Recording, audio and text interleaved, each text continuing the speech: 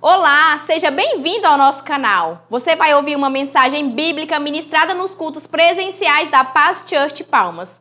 Essa mensagem vai abençoar o seu coração. Por isso queremos pedir que você compartilhe o link dessa palavra com seus amigos. Abra o seu coração. Você está pronto para a palavra mais poderosa do universo? Quantos estão com os corações prontos para recebê-la? Diga amém. Aleluia. Antes, vamos orar. Vamos pedir ao Senhor que prepare essa terra abençoada do nosso coração. Pai, em nome de Jesus, nós nos colocamos, Senhor, agora diante de Ti, Pai, porque não é, Pai, o argumento humano, não é a palavra humana, Senhor, que será proferida aqui nessa noite, mas é a Tua palavra, Senhor, a Tua palavra que pode ir nas divisões da alma e do espírito, Pai, a Tua palavra, Senhor, que pode acessar partes do nosso coração que nenhum argumento ou filosofia humana pode atingir, pode alcançar, Paizinho. E por isso, meu Deus, nós nos colocamos agora nessa posição, te pedindo, ara a terra, prepara a terra do nosso coração, como um agricultor, Senhor, com o arado que prepara a terra para o cultivo, para lançar a semente. Faz isso agora, Senhor, prepara a terra do nosso coração, de cada coração aqui, de cada pessoa que o Senhor selecionou, exclusivamente, meu Deus, para estar aqui nessa noite. Por isso, meu Deus, eu te peço, faz, Senhor, com que a Tua palavra venha sobre nós hoje, Pai, e provoque em nós a mudança, a transformação que eu sei que o Senhor já determinou no Teu coração. Em nome de Jesus, amém e amém. Mateus capítulo 19, versos 25 e 26. A palavra de Deus diz assim: Quando ouviram isso, os discípulos ficaram muito admirados e perguntavam: então quem é que pode se salvar? Jesus olhou para eles e respondeu: para os seres humanos isso não é possível, mas para Deus tudo é possível. Eu vou ler de novo. Para os seres humanos isso não é possível, mas para Deus tudo é possível. Amém? Deixa eu ajudar você a entender qual é o contexto desse versículo. Jesus estava diante de um jovem rico, e eu acho que você já leu esse texto, ou pelo menos já ouviu essa história, e aquele jovem rico abordou Jesus, e ele perguntou: mestre, na verdade ele até chama Jesus de bom, né, e diz: bom mestre, o que eu tenho que fazer de bom para ser salvo? O que é que me falta?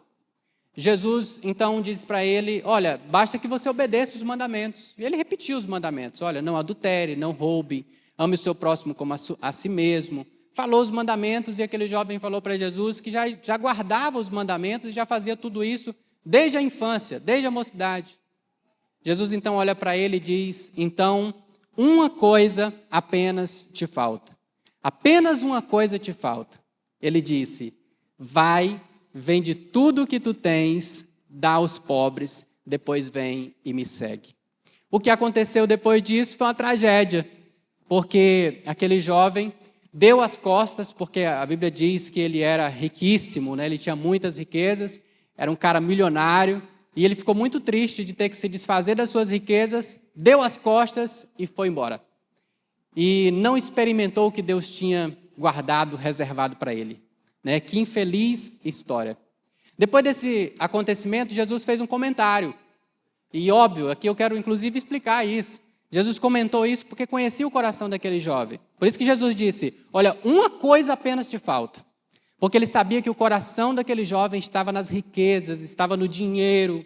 E aí Jesus tece um comentário que inclusive é bem polêmico, né? Porque ele disse: como é difícil um rico entrar no reino dos céus, um rico entrar no reino de Deus. E aí eu gosto de dar ênfase nisso, eu gosto de pensar o seguinte: Jesus disse, é difícil, mas não é impossível. É difícil, de fato é difícil, porque é uma grande tentação colocar o seu coração no dinheiro, colocar o seu coração nas riquezas. E aí os discípulos olhando aquilo que Jesus disse, porque Jesus completou dizendo: é mais fácil um camelo passar pelo fundo de uma agulha do que um rico entrar no reino dos céus. Os discípulos se assustaram e disseram, eu imagino que eles eram todos milionários, né? E eles se afastaram ali e disseram: Senhor, então quem é que pode se salvar? Quem pode ser salvo diante dessa palavra? E Jesus disse: para o homem é impossível ser salvo, Mas para Deus, todas as coisas são possíveis. Você pode dizer glória a Deus, aleluia. Graças a Deus que não merece do que não depende do que a gente faz, depende sim da vontade graciosa de Deus. E aqui, quando eu olho para essa história, eu aprendo duas lições. A primeira delas é que a salvação ela não é conquistada por mérito. Não é pelo que eu faço, não é como aquele jovem rico abordou Jesus dizendo: o que é que eu tenho que fazer de bom para ser salvo? Então a salvação ela não depende do que nós fazemos, ela não depende do quão bom nós somos, não depende do quão honesto nós somos. Porque eu nunca feri ninguém, eu nunca denegri ninguém, eu nunca defraudei ninguém, então eu vou ser salvo. Não, porque não depende do nosso mérito, não depende do que nós fazemos ou deixamos de fazer. E aí vem a segunda lição que eu aprendo com esse texto, que é, a primeira, não é por mérito. A segunda, a salvação é um presente, é um presente. A salvação não te custa nada, mas ao mesmo tempo ela te custa tudo. A salvação, ela é um dom, e Deus escolheu nos dar a salvação. Ele escolheu nos presentear com a salvação. E que presente extraordinário, que presente maravilhoso esse que o Senhor escolheu nos dar, é a salvação. Eu me lembro da minha história, porque eu nasci em um lar católico, um lar religioso, né? Ia à igreja comumente, cresci dentro daquela doutrina. Na verdade, aos 11 anos de idade, conheci a igreja evangélica, tive um encontro real com Jesus, e eu digo que aos 11 anos de idade, a minha vida, de fato, foi mudada, foi transformada.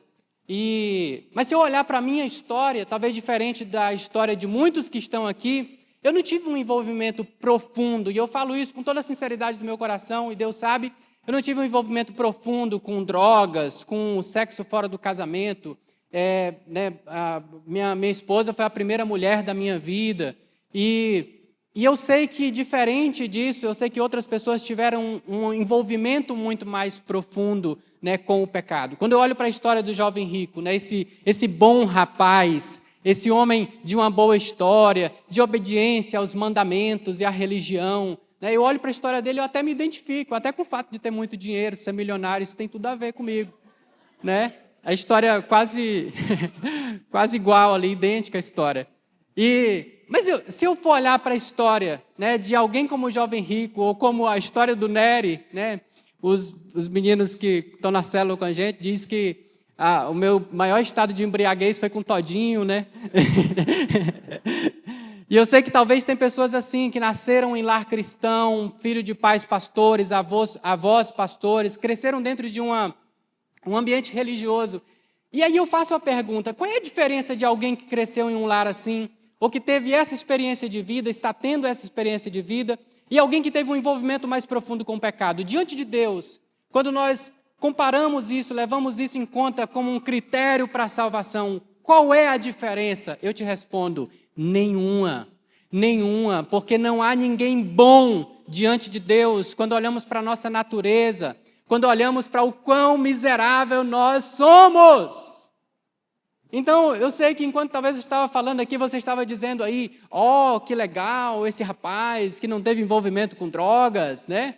E até abro um parêntese, porque eu tive envolvimento com drogas, trabalhei em farmácia durante 2 anos, fui vendedor de drogas.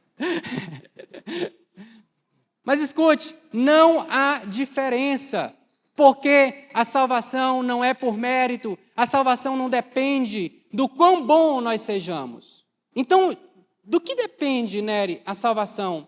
Olha o que diz a palavra em Romanos 3, os versos 23 e 24. A Bíblia diz: todos, você pode falar isso para mim aí, para eu ouvir? O que diz? Todos pecaram e estão afastados da presença gloriosa de Deus. Mas pela sua graça e sem exigir nada, Deus aceita, mais forte, Deus aceita todos por meio de Cristo Jesus que os salva. Aleluia! Se eu fosse você, eu dava até um aplauso agora e dizia glória a Deus, aleluia! Porque imagine se a salvação dependesse do mérito, dependesse de quem nós somos, do que nós já fizemos. Imagine se de fato a salvação acontecesse assim, quão terrível seria. Mas glória a Deus que não.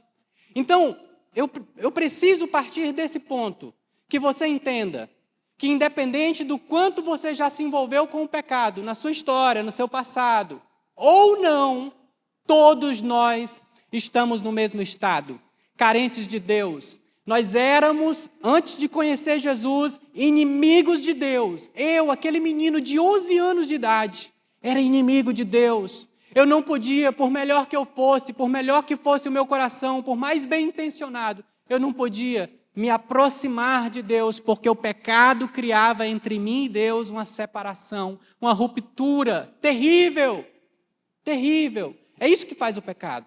Quando a Bíblia diz que o salário do pecado é o salário do pecado é a morte. E o que é a morte, Nery? A morte é separação. Assim como a morte física, a morte do corpo, é a separação do corpo e do espírito, o pecado, no dia a dia, ele produz separação. O pecado no casamento produz separação entre o homem e a mulher. O pecado no trabalho produz separação entre você e seus patrões, né, seus amigos, enfim, em todos os níveis. O pecado vai produzir uma separação, uma ruptura. Não é diferente o que o pecado faz conosco em relação a Deus. Por causa desse pecado que nós herdamos de Adão, lá no Éden, quando Adão pecou, ele era o nosso representante legítimo. Foi o primeiro homem feito por Deus para ser o pai da humanidade. E o pecado dele sentenciou toda a humanidade a esse nível de culpa, a esse estado miserável de separação de Deus. Eu falo que quando chegar no céu, acho que uma das filas maiores que vai ter para cumprimentar é o Adão, né? Vai ter muita gente procurando seu Adão, queria lhe falar uma coisa. Mas o que é mais maravilhoso é que se nós herdamos o pecado de Adão, veio Jesus para nos remir, para nos redimir e mudar radicalmente a nossa história. Tem uma frase que eu gosto muito, eu queria inclusive que projetasse ela aqui no telão, por favor. E essa frase, ela diz o seguinte: eu não estava... Deixa eu ver se vai ter a frase aí para colocar no telão. Ela diz: eu não estava no Éden e herdei a culpa. Mas eu também não estava na cruz e eu herdei a graça. Amém? Talvez você pode dizer isso, falar assim, mas pode aplaudir. Se é para aplaudir, então faça com vontade. Aleluia. Talvez você possa dizer isso, falar, mas o que é que eu tenho a ver com o pecado do Adão há 4.000 anos atrás? Como é que eu vou ser culpado de alguma coisa? Eu que sou um homem perfeito, eu que sou uma mulher perfeita, religiosa. De fato, você não estava no Éden e você herdou a culpa. Mas você também não estava naquela cruz. Ou eu estou enganado? Você não estava na cruz e herdou a graça, herdou o perdão de Deus, herdou essa libertação maravilhosa que hoje é produzida por meio da fé em Jesus Cristo. Amém? Quando eu olho para a história do jovem rico, o que eu vejo? Eu vejo alguém que deu as costas para tudo isso. Eu vejo uma pessoa que perdeu a chance, a oportunidade de ter sua história de vida completamente mudada. Mesmo que ele fosse um homem religioso que praticasse o que dizia a lei, ele poderia ter experimentado aquilo que é de mais importante pode acontecer na vida de alguém. Ele poderia ter tido o seu nome escrito no livro da vida e ele perdeu a chance. Por quê, Nery? Porque ele não quis vender todos os seus bens e dar aos pobres? Não! Sabe o que foi que aconteceu? Ele deu as costas para Jesus. A Bíblia diz que ele simplesmente foi embora. Ele não entendeu que a salvação ela é um processo também. Ela é um ato. Precisa de muito menos do que um segundo. Eu sou do ramo da internet, né? E na internet as coisas acontecem muito rápido. Por exemplo, para você ser conectado a um servidor que está do outro lado do mundo, lá no Japão, eu não sei se você sabe, mas a internet é tudo por cabo, né? Existe cabo que conecta você aqui a um servidor lá do Japão. Leva algo em torno de 0,3 segundos, né? A gente mede em milissegundos. É muito rápido para chegar uma informação daqui lá no Japão. Eu digo para você que leva menos tempo do que isso para Jesus te justificar, mudar a sua história. Se você disser, Senhor, eu confesso que Tu és o único Senhor e Salvador da minha vida, e eu recebo sobre mim o Teu sacrifício, eu quero que a minha dívida seja paga. Se você confessar a Jesus, é instantâneo o que acontece. Então a salvação, ela acontece agora, ela é algo que é instantâneo, é um ato. Eu vou usar até essa expressão que talvez te confunda um pouco, mas não se preocupe, depois eu vou explicar. Olha só, nós já fomos salvos, nós estamos sendo salvos e nós seremos salvos. Como assim, Nério? O que é isso? Porque existem 3 estágios dessa salvação. Essa salvação se manifesta em 3 estágios. E é sobre isso que eu quero falar com você hoje. Eu quero falar sobre os 3 estágios da salvação. Vamos comigo? Vamos aprender que estágios são esses? Então, Nery, qual é o primeiro estágio da salvação? Que aquele jovem rico poderia ter experimentado instantaneamente. O primeiro estágio da salvação é a justificação. É a justificação. Romanos 3:24 diz o seguinte: sendo justificados gratuitamente por sua graça, mediante a redenção que há em Cristo Jesus. Nós fomos redimidos por causa do que Jesus fez na cruz. E assim nós fomos justificados. O que é isso, pelo amor de Deus? Me explica. Vamos lá, eu vou tentar usar uma ilustração bem simples. Quantos habilitados tem aqui? Quantos têm CNH? Quantos dirigem o seu possante? Aí imagina que um dia você sai de casa e aquele dia você não está bem, e você saiu passando aí uns semáforos, diga, está amarrado em nome de Jesus, e você saiu aí passando uns cruzamentos e cometendo umas infrações de trânsito, e o certo é que vieram várias multas na sua habilitação, multas gravíssimas inclusive, e você não tem como pagar, e você está ali quase que perdendo a sua habilitação por conta disso. E aí chega lá o pastor Wellington, vai sobrar para ti agora, Wellington.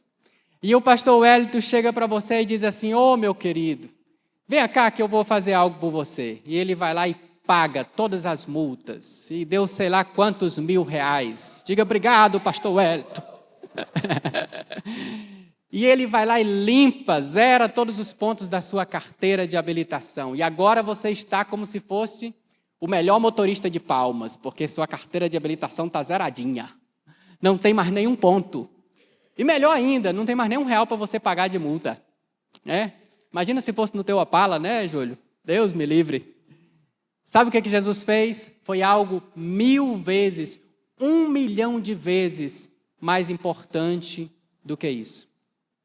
Nós tínhamos uma dívida impagável por causa do pecado. Não era só o fato de você ter que morrer, talvez uma morte de cruz, mas imagine a pior condenação de todas, que é viver a eternidade sem Deus. A eternidade distante de Deus. Esse era o preço. Era essa a condenação que havia escrita lá como uma dívida para nós pagarmos. Aí eu pergunto, qual de nós poderia ter pago essa dívida? Quem de nós, por mais milionário que seja, e eu sei que aqui tem muitos milionários, qual de nós poderia ter pago essa dívida? Nenhum. Ninguém. Nenhum de nós, jamais poderíamos ter pago tal dívida. E o que Jesus fez? Jesus foi lá e quitou toda a dívida.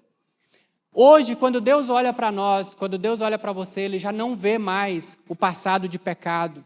Ele já não vê mais um homem ou uma mulher escravizado pelo pecado, distante dele, que não pode se aproximar dele. Não. Quando Ele olha para você, Ele vê alguém justo, porque Ele vê a obra de Jesus em sua vida. Ele vê o quanto Jesus foi perfeito, viveu uma vida sem pecado e por amor se entregou naquela cruz. Ele olha para você e vê a imagem do seu filho. Ele olha para mim, pecador, falho, e ele vê a imagem do seu filho. Foi isso que Jesus fez. Essa foi a obra redentora de Jesus que me justificou, que cancelou toda a dívida que havia no meu e no seu nome. E existe base legal para isso. Foi isso que Deus fez. E é interessante você pensar o seguinte, eu já vi algumas pessoas comentando e falando, agora eu não devo mais nada para Satanás, porque agora Jesus me libertou e limpou-me dos meus pecados. Ei, sabia que Deus não pagou a dívida, não foi para Satanás. Ele pagou a dívida para Ele mesmo. Era a justiça de Deus que estava exigindo que o preço fosse pago. Era o próprio Deus que exigia e falava, é necessário que haja juízo, é necessário que haja derramamento da minha ira por conta do pecado que foi cometido, da desobediência. E aí o próprio Deus nos ama a tal ponto. João 3,16 diz, porque Deus amou o mundo de tal maneira que deu o seu Filho unigênito para que todo aquele que nele crê não pereça, mas tenha a vida eterna.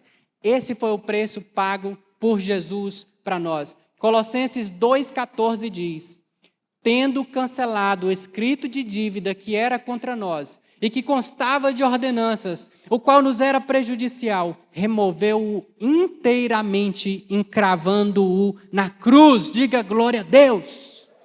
Então não existe mais nenhuma dívida. Romanos 8, 1 e 2 diz, agora, pois, já nenhuma condenação há para os que estão em Cristo Jesus, porque a lei do Espírito da vida em Cristo Jesus te livrou da lei do pecado e da morte. Não há mais nenhuma condenação. Se você disse sim para Jesus, quando Satanás chegar te acusando e dizendo, ei, lembra daquele pecado? Ei, lembra daquele dia na sua história? Aí você vai se voltar para ele e vai dizer, nenhuma condenação há para aqueles que estão em Cristo Jesus. Hoje eu oro para que o Senhor liberte, tire de nós toda condenação, não só toda condenação, Ele vai fazer isso quando justificar, e já fez isso aos que Ele já justificou aqui, mas Ele vai tirar também toda acusação, amém? Que é um fardo pesado que muitos carregam e não sabem como se livrar da acusação constante do maligno. Então, hoje você vai entender e aprender como é que você faz para vencer isso. O que eu preciso fazer, Nery, para ser justificado? Para ter o meu nome escrito no livro da vida? Para ser liberto de fato, de uma vez por todas, de toda a condenação que havia na minha vida por causa do pecado? Lá de Adão, lá atrás. O que eu tenho que fazer? Uma coisa. Uma coisa. Romanos 10, 9 diz, se com a tua boca confessares Jesus como Senhor, e em teu coração creres que Deus o ressuscitou dentre os mortos, o que vai acontecer? Me ajude a ler o texto. O que vai acontecer? Serás salvo. Basta que eu creia. Basta que com a minha boca eu confesse e creia com o meu coração. Amém? Então, é isso que precisa. Eu me lembrei de uma história, uma rápida historinha. Disse que o Joãozinho, para quem não sabe, o Joãozinho é crente, tá, gente? E aí o Joãozinho estava na aula de uma professora de história, e aí a professora de história falou com o Joãozinho, na verdade falou com a turma, falou assim, olha, todo mundo vai escolher um personagem histórico bem famoso e vai contar a história dele aqui. E o Joãozinho escolheu o Jonas para contar a história. Ele foi contar a história do Jonas. Aí quando ele terminou de contar a história do Jonas, a professora foi para o Joãozinho lá e falou assim, Joãozinho, mas não vale, Joãozinho. Tu vai levar 0. Porque eu falei que era para contar a história de um personagem real, um personagem histórico que existiu. E Jonas não existiu, Joãozinho. Aí o Joãozinho falou assim, professora, mas o Jonas existiu sim, está na Bíblia. Está escrito na Bíblia. Ela disse, não existiu, a Bíblia não é verdade, não existiu. Ele disse, pois quando chegar lá no céu, eu vou perguntar tudinho para o Jonas. Aí ela disse, e se ele tiver ido para o inferno? Aí a senhora pergunta.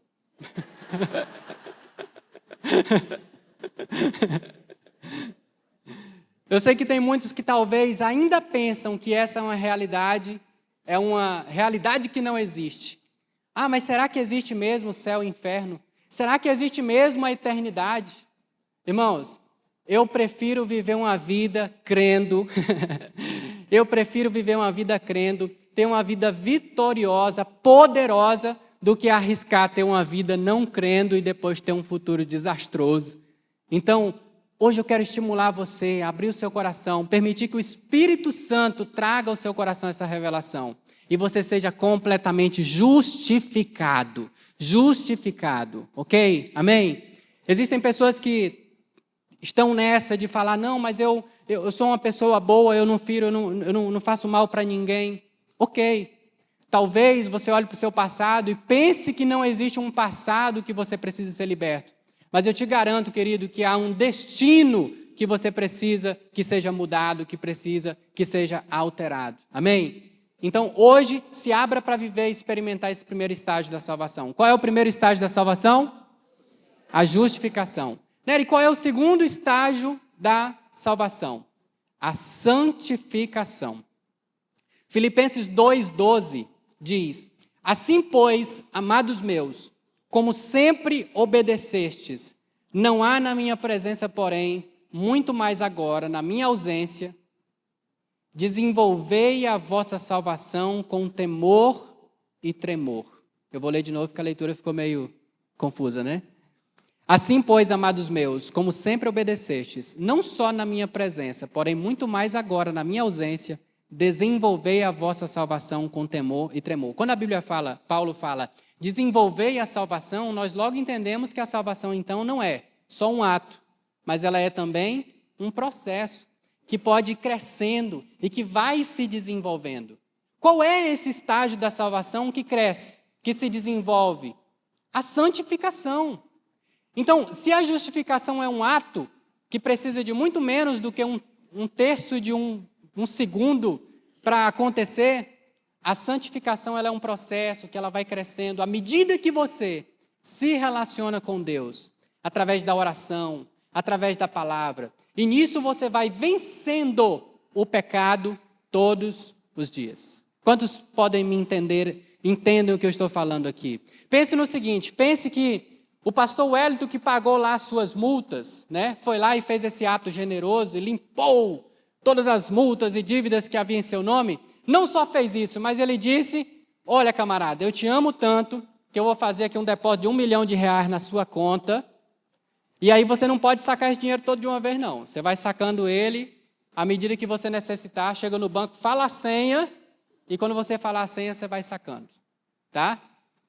A santificação é isso. A santificação é o fato de que Deus não só nos considera justos, mas agora, através do Espírito Santo, Ele nos dá poder para vencer todas as obras do diabo. Ele nos dá poder para vencer o pecado diariamente e fazermos coisas extraordinárias, tal qual as que Ele fez enquanto Ele esteve aqui na terra. Aleluia, glória a Deus. Amém? Você entende isso? A santificação é o ato pelo qual Deus nos empodera. Ele vai capacitar você. Ele vai podar você também, por que não? Tiago, capítulo 4, verso 7, diz, sujeitai-vos, pois, a Deus, resisti ao diabo, e ele fugirá de vocês. É um processo onde eu preciso me sujeitar a Deus, eu preciso me alimentar da palavra, eu preciso estar constantemente em contato com a minha Bíblia. Eu preciso estar constantemente em contato com Deus por meio da oração, falando para Ele o que é que me aflige, quais são as minhas angústias. Eu preciso colocar diante dEle tudo isso. Por fé, eu preciso caminhar. E quando eu faço isso, eu estou me santificando. Vamos imaginar o seguinte cenário. Eu não sou jardineiro, nunca criei nenhuma planta, nenhuma plantinha. Acho que se eu criasse uma planta de plástico, ela morreria. Mas eu dei uma estudadinha no processo e parece que para criar uma roseira, né, para fazer com que ela se desenvolva, uma roseira, né, a plantinha que dá rosa, né? E aí, como você sabe, ela é uma planta que tem flor e espinho. Como é que eu faço então para ela se desenvolver bonita? Eu tenho que ir cortando os galhos secos e aguando, colocando água, fazendo esse processo de poda. Quando eu faço esse processo, naturalmente, ela vai dar mais flores bonitas, né? Como a minha bela esposa, que ministrou aqui agora há pouco o louvor ungido que você ouviu, e menos espinhos. Como que eu faço então para essa roseira dar mais flores e menos espinhos? Podando e regando-a continuamente. Eu não sei se você entende a analogia, mas o processo de santificação é dessa mesma forma. Como é que eu faço para dar menos espinhos e mais flores? eu preciso me nutrir com a palavra, eu preciso me nutrir com a oração e ser confrontado no meu pecado. Se não existe confronto, não existe poda. Se eu procuro a Bíblia somente, nada contra, irmãos, mas nas caixinhas de promessas, né? Maravilhosas, que tem só versículos assim que vão te mostrar lá as coisas boas do futuro, e eu coloco como o confronto da palavra também sendo algo maravilhoso. É necessário que haja discipulado, é necessário que haja alguém que fale na sua vida para apontar onde é que existe algo que precisa ser podado, arrancado, sabe? É necessário que haja alguém como Jesus foi para aquele jovem rico dizendo: uma coisa, camarada, ainda te falta. É necessário alguém que saiba fazer essa leitura do seu coração e aponte onde é que estão os espinhos, para que isso seja controlado. Nery, mas eu vou parar absolutamente de pecar? Essa é a intenção, é para isso que o Espírito Santo está aqui, para que nós paremos de pecar. Mas eu sei que essa roseira só vai parar de dar espinhos quando Jesus transformá-la completamente. Já eu vou falar sobre isso, no terceiro estágio da salvação. Mas agora, o que eu preciso fazer é podá-la, é regá-la através da oração e da palavra. Aleluia. Amém? Eu vou te dizer algo, irmãos, eu vou falar do sentimento do meu coração, que eu sei que não é só do meu coração, é de todos aqui. De todos aqui. Mas eu penso que a igreja não pode ser como alguém que chega aqui no domingo, esperando ouvir uma palavra do pastor, e ele vai, agarra essa palavra e diz: eita, que palavra boa, que palavra maravilhosa. É bom ouvir a palavra, é ou não é? E aí você sai daqui cheio de fé, arrasando, sai como um super-herói, alguém ali da Liga da Justiça, dos Vingadores. Ah, se eu encontrar o capeta agora, eu vou dar uma surra nele, porque eu estou cheio de fé. E aí na segunda-feira você ainda está mais ou menos. Aleluia. Quem tem célula segunda-feira, você vê o nível de unção. Todo mundo está com a palavra na ponta da língua. É ou não é? E aí vai indo os dias, aí chega na terça-feira e já não é mais, né, como era na segunda, na quarta já não é mais como era na terça. Aí o camarada já vai, né? E quando chega o sábado, ele diz: vai chegar o domingo. E aí quando ele chega no domingo, ele se revigora de novo. Eu sei que não é o caso da nossa igreja aqui, amém? É uma igreja lá de Tangamandápio. Não é você. Mas o ideal, irmãos, seria que na segunda-feira, logo pela manhã, você fosse ali para o teu lugar secreto e você lesse a sua Bíblia e você orasse a Deus e falasse: Senhor, me enche, Pai. Vai me enchendo agora, Senhor. E chegasse na terça e você enche mais. E na quarta e você enche mais. E na quinta enche mais. Quando chegasse no domingo, você já estava explodido de tanta unção, de tanta glória de Deus. Amém? Sabe o que ia acontecer? Nos nossos cultos, eu imagino, um momento aqui em que os irmãos estão chegando e você olha, tem um recebendo uma palavra de conhecimento, o outro está impondo a mão sobre um joelho que está marromeno, e o camarada já fala: fui curado, aleluia. E os nossos louvores, nossa atmosfera seria uma atmosfera de cura, de liberação, de milagres, de profecia. Amém? Porque para isso acontecer, nós precisamos entender que Deus nos chamou para um processo de enchimento, de santificação. Não é só um ato, amado. Se eu receber Jesus apenas como Salvador, é isso que vai acontecer.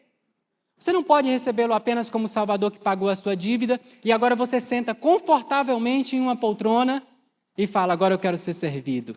Não, a santificação vai te capacitar para que você seja um agente de mudanças do reino, um embaixador dos céus na terra. Aleluia! Aleluia! Amém? A doença vai existir só até chegar em você. Quando chegar em você, você ora por cura. Aleluia! Nery, ok, eu entendo, eu sei disso, eu fui chamado para isso, eu fui chamado então para vencer o pecado e para buscar a Deus constantemente. O diabo vai fugir de mim se eu viver dentro dessa direção. Mas Nery, e se eu pecar? E se acontecer de eu cair novamente? Aí a palavra diz o que nós precisamos fazer, irmãos. Olha o que a Bíblia diz. A Bíblia diz em 1 João, capítulo 2, verso 1. Filhinhos meus, estas coisas vos escrevo para que não pequeis.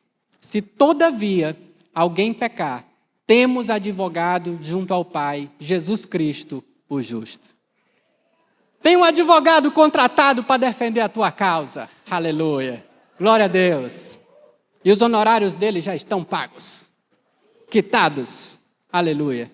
1 João 1:9 diz: se confessarmos os nossos pecados, Ele é fiel e justo para nos perdoar os pecados e nos purificar de toda a injustiça.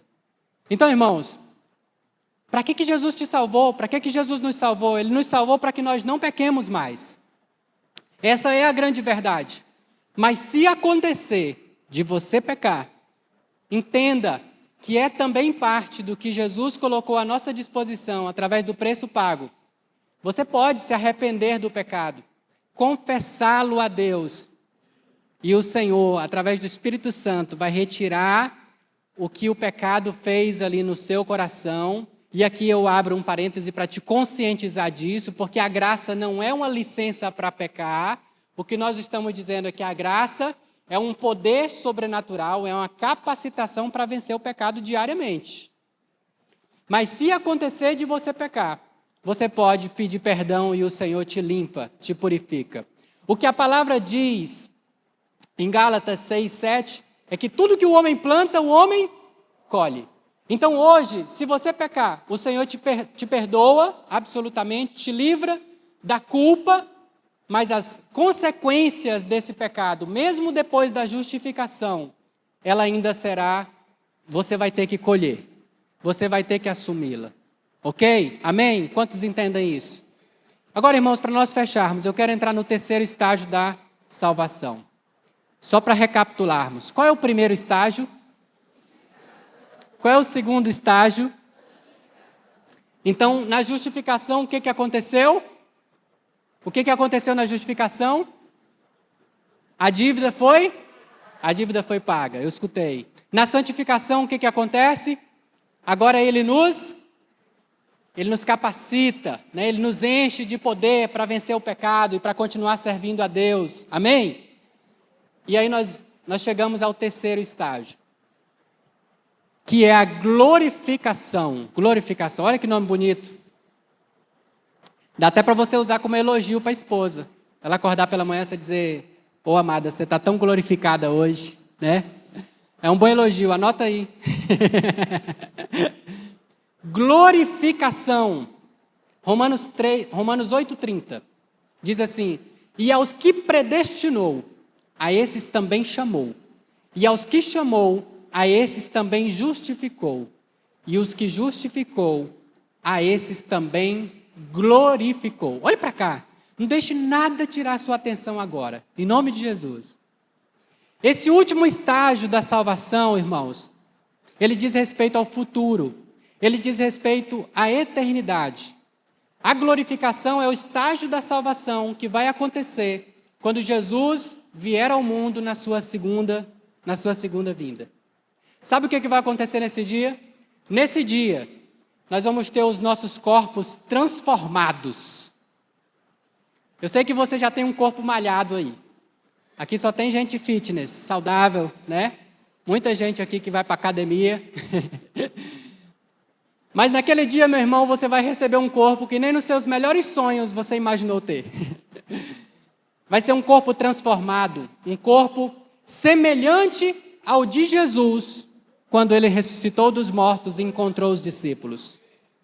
É por isso que a Bíblia testemunha acerca de Jesus, dizendo que ele é o primogênito entre os mortos, porque ele foi o primeiro a ressuscitar dentre os mortos e receber um corpo glorificado. É isso que vai acontecer conosco, quando, naquele dia, ele, ao som do tocar das trombetas, né, ao tocar das trombetas, eu vou para o texto bíblico para você ver o que vai acontecer. Vamos lá. 1 Tessalonicenses, capítulo 4, verso 16. Olha que coisa extraordinária, irmãos. Porque haverá o grito de comando e a voz do arcanjo e o som da trombeta de Deus, e então o próprio Senhor descerá dos céus, aleluia. Aqueles que morreram crendo em Cristo ressuscitarão primeiro. Olha que coisa extraordinária. Pensa aí, você vai estar lá assistindo isso. Aí o seu avô, que era crente, a sua tia, o seu irmão, o seu parente, que agora dorme com o Senhor, imagina, ele vai ressuscitar e você vai revê-lo. E agora eles estão ali nas alturas se juntando com uma grande multidão ao lado do Senhor. Depois que todos aqueles que morreram com Cristo ressuscitarem e estiverem ali com Ele, agora veja o que vai acontecer. 1 Coríntios capítulo 15, verso 52. No abrir e fechar de olhos, quando tocar a última trombeta, ela tocará, os mortos ressuscitarão, serão ressuscitados como seres imortais, e todos nós que estivermos vivos seremos transformados. Aleluia. Amém? Imagina essa cena comigo, irmãos. Imagina, sabe? O Senhor vindo, e olha que coisa extraordinária, porque eu acredito que a terra, né, ela é esférica, ela não é plana, né? Mas isso por si só já é um milagre, porque todo olho vai ver, em todos os cantos da terra. Não sei como que isso vai acontecer, olha que coisa extraordinária. O Senhor vai aparecer nos céus, todo o olho verá. Os mortos ressuscitam, se encontram com o Senhor, depois você vai começar a flutuar e vai subindo nas alturas. E depois, num piscar de olhos, o seu corpo transformado. De repente você já tem o corpo de Jesus ressuscitado. Aleluia! Como é que vai ser esse corpo, né? Esse corpo vai poder atravessar paredes, esse corpo vai sair do Brasil e vai para o Japão num piscar de olhos. Esse corpo pode voar, esse corpo não morre, é imortal, não está mais sujeito à ação e nem às tentações do pecado. Essa vai ser a sentença, o pecado foi vencido. Aleluia! Ai, irmãos, eu não sei se isso enche o seu coração de esperança, mas isso enche o meu coração de esperança. E isso me faz caminhar todos os dias e viver uma vida para o meu Deus, para o meu Jesus, porque eu sei que esse futuro está muito próximo de chegar. A igreja primitiva, talvez muitos aqui não saibam, mas aqueles mártires iam para os estádios, para o Coliseu, eram devorados por feras, tinham a espada posta na sua garganta e eles não negavam Jesus. Sabe por que eles faziam isso? Porque eles acreditavam que Jesus, a segunda vinda de Jesus, seria ainda nos seus dias. Eles tinham uma esperança tal de viver essa experiência. E eles viverão, porque todos eles vão ressuscitar naquele dia. Mas eu creio que essa esperança ardia no coração da igreja primitiva e precisa arder no meu e no seu coração. Nós precisamos viver todos os dias como alguém que espera o reencontro com Ele, falando, será que é hoje? Você já vai acordar olhando para as nuvens e dizendo, será que é hoje que eu vou receber o meu corpo glorificado? Isso é a vitória que nós vamos receber naquele grande e precioso dia. Aleluia. Eu quero convidar você para ficar de pé, para você pensar que está acabando.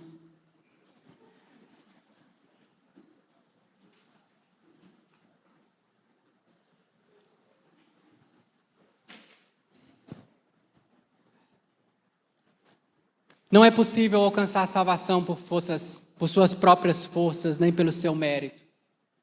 Nenhum de nós aqui merece a salvação, nenhum de nós merece tudo isso que eu acabei de falar aqui, meu amado, minha amada.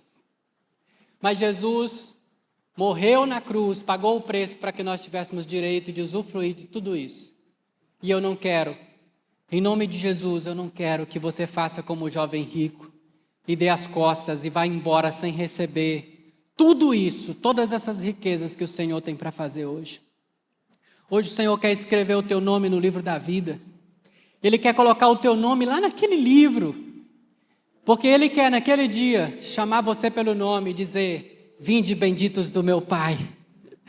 Entre agora e desfrutem daquilo que foi preparado para o deleite de vocês. Podem entrar e desfrutar eternamente. Tudo isso é de vocês. Hoje eu oro para que você esteja disposto a morrer. É, isso mesmo. Porque a Bíblia diz que o grão de trigo caindo na terra, se morrer, fica ele sozinho. Mas se morrer, ele dá muito fruto. Então hoje é necessário que você faça o que aquele jovem rico não esteve disposto a fazer. E dizer, Senhor, Pai, tem essa área da minha vida. O Senhor conhece o meu coração e sabe o quanto é difícil para mim vencer nessa área. E por causa disso eu tenho adiado essa decisão. Mas hoje eu entendi que para mim é impossível. Mas para o Senhor todas as coisas são possíveis. Então eu entrego a minha vida, eu decido entregar a minha vida. Eu decido entregar a minha vida, mesmo assim, Pai, eu entrego a minha vida. E eu creio que o Senhor vai completar a obra que o Senhor começou em meu coração. Apocalipse 3:20 diz: eis que estou à porta e bato. Se alguém ouvir a minha voz e abrir a porta, entrarei em sua casa, cearei com ele e ele comigo. Mateus 11:28 ao 30 diz: vinde a mim todos que estáis cansados e sobrecarregados, e eu vos aliviarei. Tomai sobre vós o meu jugo e aprendei de mim, porque eu sou manso e humilde de coração, e acharei descanso para a vossa alma, porque o meu jugo é suave, o meu fardo é leve.